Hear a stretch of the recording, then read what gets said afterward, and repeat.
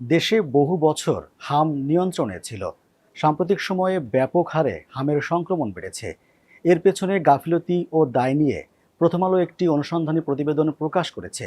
সেই অনুসন্ধানে কি কি উঠে এসেছে এ নিয়েই আজকে নির্বাচিত খবরে কথা বলবো প্রথম আলোর head of deep news Rajib আহমেদের সঙ্গে।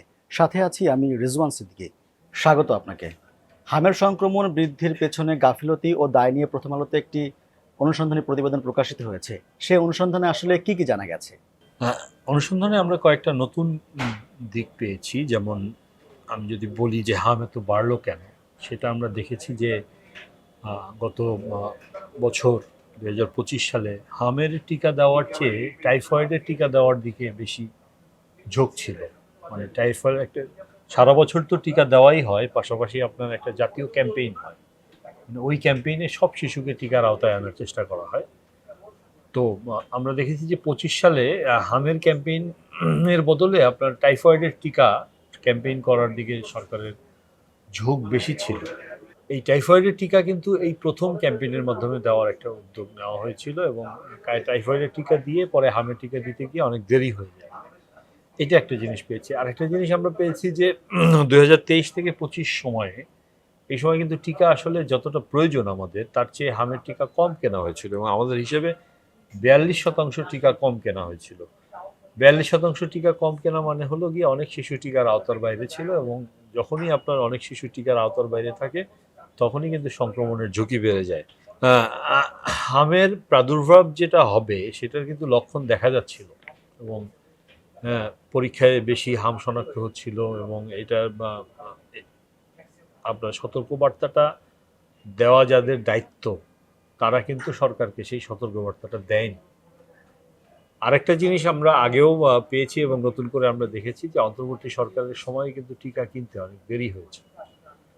টিকা কেনার প্রক্রিয়া ঠিক করতে, সেটা সরকার টাকার ব্যবস্থা করতে, ইত্যাদি করতে করতে গিয়ে অনেক দেরি হয়ে গেছে। সব মিলিয়ে কিন্তু আমরা দেখছি যে সবার একটা গাফিলতি ছিল, এবং এই গাফিলতির ফলেই কিন্তু হামটা এই এতটা ছড়িয়ে পড়েছে, প্রাদুর্ভাব এতটা বেড়েছে। হামের পরিবর্তে টাইফয়েডের টিকা এত জোর দেওয়া হলো কেন? এটা আসলে স্পষ্ট নয় যে হামের পরিবর্তে টাইফয়েডের টিকা জোর দেওয়া হলো কেন, কিন্তু আমাদের দেশে টাইফয়েডের কিন্তু প্রতি বছর অনেক মানুষ আক্রান্ত হয় এবং 4,000-এর মতো মানুষ মারা যায়। দেশের গবেষক এবং বিজ্ঞানীদের একটা অংশ তারা কিন্তু এই টাইফয়েডের টিকাটা দেওয়ার জন্য আপনার সরকারকে পরামর্শ দিচ্ছিলেন, এবং সরকার কিন্তু পরামর্শটা গ্রহণ করে টাইফয়েডের টিকাটা দেওয়ার জন্য উদ্যোগ নিয়েছিল। কিন্তু বিজ্ঞানীরা কিন্তু আমাদের আবার এটাও বলছেন যে টাইফয়েড কিন্তু কখনো এই আউটব্রেক হয় না, মানে প্রাদুর্ভাব হঠাৎ বেড়ে যায় না, যে হঠাৎ সারা দেশে টাইফয়েডে আউটব্রেক হবে তা কিন্তু নয়। হামের ক্ষেত্রে যেটা হয়, কিন্তু হামের আউটব্রেকটা, টাইফয়েডকে গুরুত্ব দিতে গিয়ে হামের আউটব্রেকটা হয়েছে, এবং আমাদের 800 850-এর উপরে শিশু মারা গেছে, আমরা যেটা দেখতে পাচ্ছি। হামের টিকা আসলে কতটা কম কেনা হয়েছে, আসলে দায় কার আসলে?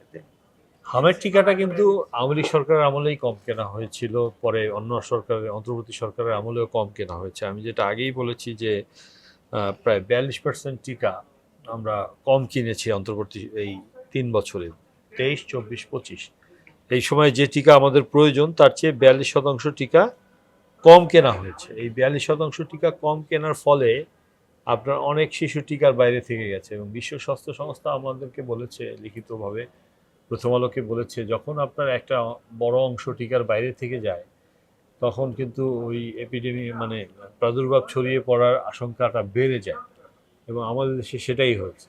হাম যে এত ভয়ঙ্কর পর্যায়ে যেতে পারে এই সতর্কবার্তা দেওয়ার দায়িত্ব আসলে কাদের? টিকা থেকে বাদ পড়া শিশু বা শিশুদের বিষয়ে তাদের সংখ্যা যে পুঞ্জীভূত হয়ে বেড়েছে সে বিষয়ে কিন্তু ইপিআই, বিশ্ব স্বাস্থ্য সংস্থা, ইউনিসেফ, স্বাস্থ্য অধিদপ্তর বা স্বাস্থ্য মন্ত্রণালয়কে কোনো সতর্কবার্তা দেয় নাই। আইসিসি নামে সরকারের একটা কমিটি আছে, সেই কমিটির কাজ হলো নানা ধরনের সতর্কবার্তা দেওয়া, তারা কিন্তু সেটা দেয় নাই। নাইট্যাগ নামে একটা কমিটি আছে, সেই কমিটির কাজও হলো গিয়ে সতর্কবার্তা দেয়া, তারাও কিন্তু সেই সতর্কবার্তা দেয়নি। তো তাদের সঙ্গে আমরা কথা বলেছি, তাদের একজন, যেমন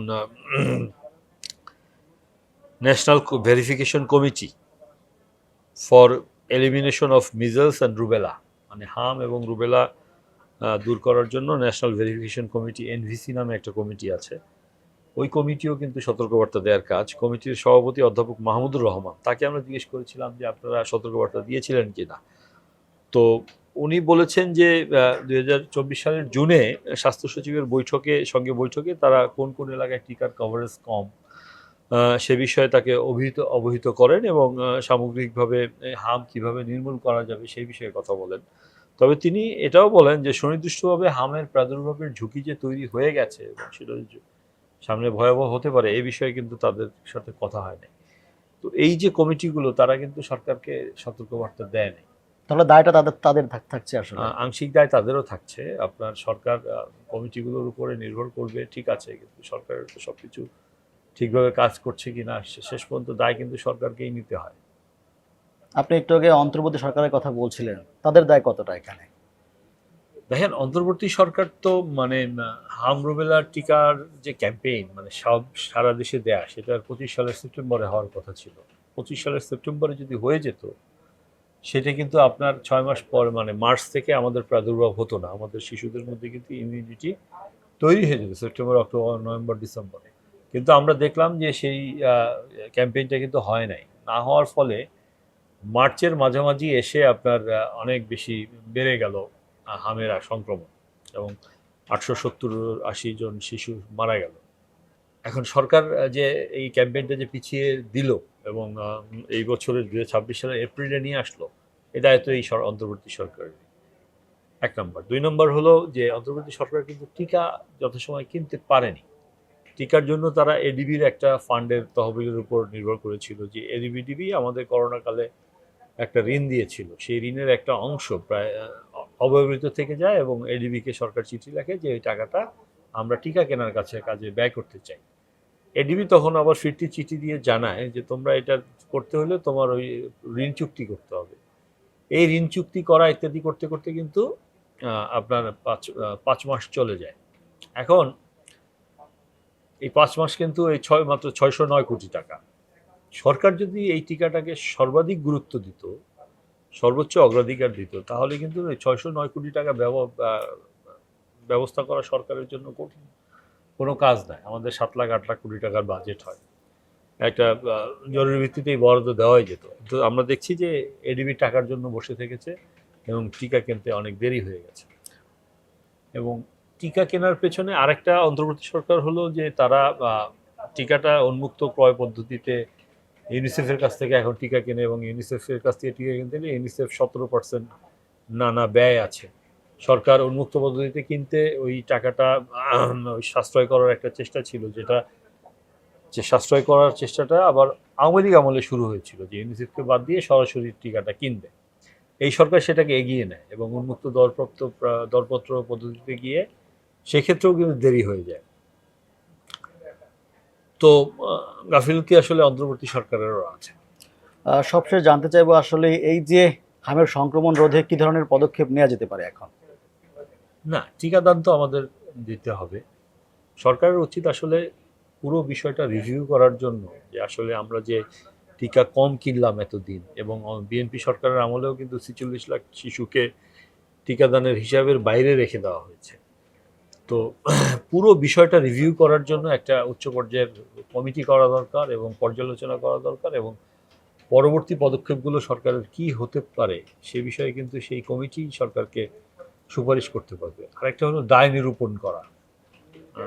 আমরা একটি শিশুর মায়ের সঙ্গে কথা বলছিলাম, উনি কিন্তু আমাদেরকে বলেছিলেন যে আসলে যার সন্তান মারা যায় তিনি বোঝেন আসলে কষ্টটা কি। উনি চেয়েছেন যে এটা আসলে দায়টা নিরূপণ করা হোক, যে আসলে কার দায়টা নিরূপণ করা জরুরি। আপনি যদি দায় নিরূপণ না করেন, জবাবদিহির আওতায় না নিয়ে আসেন, তাইলে কিন্তু এরকম গাফিলতি চলতেই থাকবে। আমরা আশা করছি খুব দ্রুতই হামের সংক্রমণ কমে আসবে। আলোচনায় অংশ নেওয়ার জন্য আপনাকে অসংখ্য ধন্যবাদ। দেশ বিদেশের গুরুত্বপূর্ণ ঘটনার বিশ্লেষণ ও সর্বশেষ খবর জানতে প্রথম আলোর সঙ্গেই থাকুন।